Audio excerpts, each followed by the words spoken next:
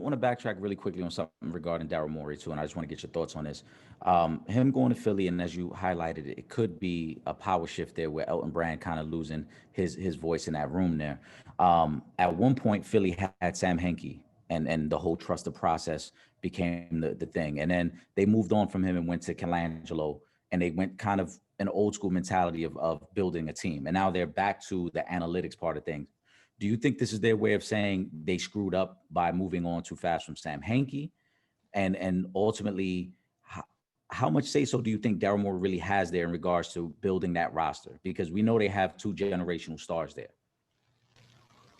Well, I think Elton did a good job of kind of taking over for Colangelo after a very precarious situation, particularly with those burner accounts and just all those things that are going on. I can't credit him enough. I think where Philly kind of got the water kind of got murky was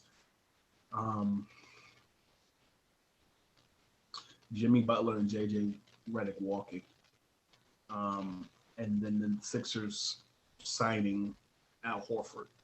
I don't have a problem with Al Horford, but I think the Sixers overpaid him.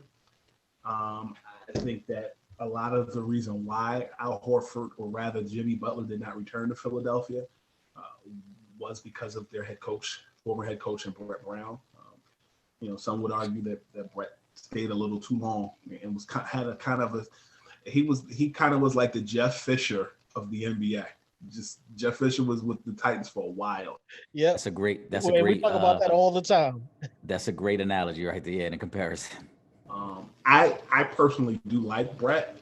I spent some time with Brett last season. I was in and out of Philly a lot, and was in on those Zoom calls with the Sixers last season. And I like his basketball mind, but I think he stayed too long, and I think the type of player that Brett Brown likes is a lot more agreeable than Jimmy Butler is. Okay. Off air, I may say that a little differently than I would on air. I would just say that if I could use this, I think Brett Brown does not subscribe to players who act in a RNS type of. I mean, you're not far off from what you're saying, because Jimmy kind of highlighted that in the podcast with JJ Reddick. Yeah. Well, the JJ Reddick situation was a lot different because, like, Tobias Harris wanted to come back, and I like Tobias, but basically Elton Brand, from just on paper, had to decide: do we let JJ Reddick and Jimmy walk, or do we sign Tobias to a $142 million deal? And he chose Tobias over Jimmy and JJ. You probably should have went the other way on that one. Yeah, but here's the thing. When you look at NBA teams, when you have a coach and a general manager who are on the same page, when you ask the coach, what do you think about this and this roster moves? And then the coach tells you, ask the GM. And then when you ask the GM and the GM tells you, ask the coach, they're on the same page. Yeah. So Jimmy or not, if Brett wasn't getting along with him, the general manager is going to go with the recommendation of the coach. And it could be argued that the Heat was the team that Jimmy really wanted to play for. It was between the Rockets and the Heat before the Minnesota Timberwolves trade. So there you are. So when I look at just that situation with Elton, I think Elton did a great job considering the circumstances. His first big move that he made in that general manager role was bringing in Jimmy Butler. Yeah. Kudos to him for that. But I think that the Al Horford situation, it got difficult. And I think during the season you saw where they missed JJ Reddick. I think you look at Furkan Korkmaz, who was on that roster. I like Matisse Thybulle. I think he's going to be a great defender in this league for a long time. But I think I'm excited for the Sixers team this coming season. I like the addition of Steph Curry. I like the addition of Danny Green as well. I think that Danny Green, moving as much trash as he gets, or as much as he's trashed, one of the things that I hold on to is when you look at a guy like Danny Green. I think this past season, moving off of catch and shoots, he shoots 36% from downtown. That was some of the things that the Sixers lacked without J.J. Reddick, a premium shooter. You have that. I think they're going to continue to encourage him to shoot. I think he's going to be comfortable around Doc Rivers. And he got a championship to show for it. And I think the addition of Dwight Howard was a great move. Morey had a relationship with Dwight from his days in Houston. Joel Embiid and Howard have a relationship. And I'll add, when you look at just the 76ers at large, why Dwight chose Philly, I can tell you that the reason why was because it was the combination of money and playing time. And the Lakers often closed games with Anthony Davis at the center position, and Dwight often didn't find those minutes.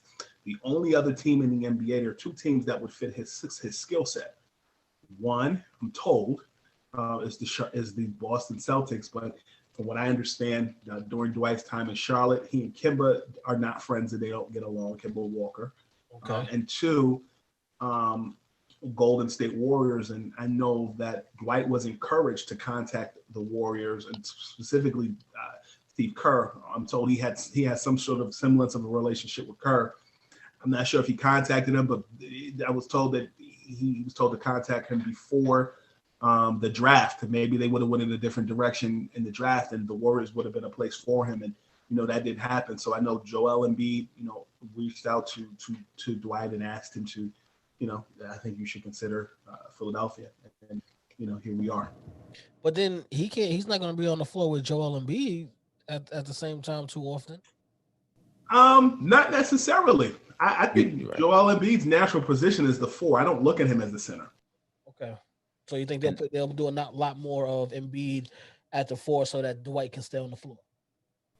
I mean, they'll use a Ralph Sampson and Hakeem Olajuwon type situation. Who says they can't both play? They're two different types of big men. Right. I mean, Embiid's ability to shoot from distance gives them that type of flexibility where you could play him at the 4. But I don't think that would be their primary lineup anyway. That would be lineups that you would use based on situations. Yeah, for sure. But I do think that's something that they should consider tinking with at the 4 or 5 position. Or if you don't start Dwight, at least you use him at the end of games to close games.